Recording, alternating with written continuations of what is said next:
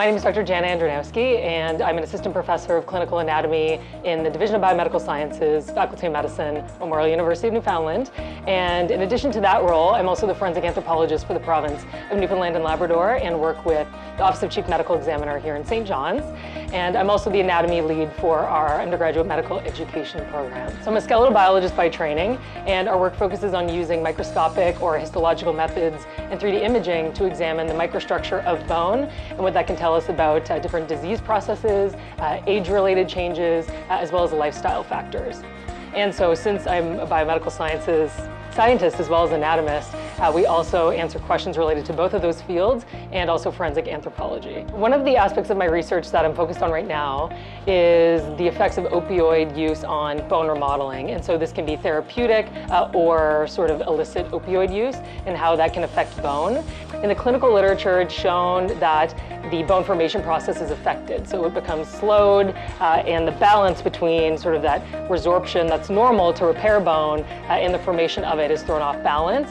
And so when I think about healthcare innovation related to my field, the work that we're doing, looking at the microstructural level, will help us to develop further preventative measures, for example, or target harm reduction strategies during the life of the individual, because bone is dynamic, it's a living record. It is repairing itself constantly, right? So because you use opioids in your 20s, it might have some deleterious effects, but your bone recovers, right? So we're trying to target those aspects. And so I think collaboration is really important in my field, again, because of the multidisciplinary nature of it. We're sort of on this digital trajectory now of not only increasing sort of the pace of our innovations, but we're also more flexible in terms of how we can achieve goals related to healthcare research that are outside the box. I'm a second-year master's student in the Andronowski lab in the Faculty of Medicine. My master's project is an expansion of Dr. Andronowski's, and it's looking at bone microstructure and how specific substances, namely alcohol, tobacco, and opioids,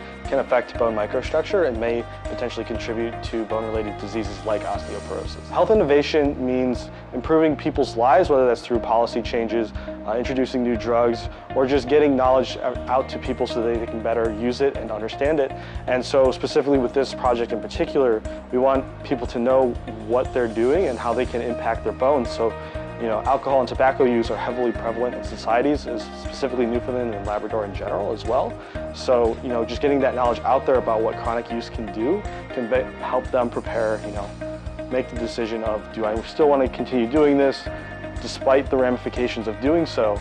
And so I think that's very important from the medical professional standpoint of providing that information, and then the actual people understanding and being able to use that information for their own benefit. I am a first-year master's student, Master's of Science in Medicine student in the Cancer and Development program here at Memorial University of Newfoundland, and I'm also the science representative for the Memorial Graduate Student Society for Women in Science and Engineering, as well as the science representative for Memorial on the Women in Science and Engineering Newfoundland Committee. In science and engineering and in medicine at large, we see innovative research being done every single day, and health innovation means taking those approaches that are being, that are novel approaches that are being foundationed and pioneered and applying them, making informed decisions based on what we know now.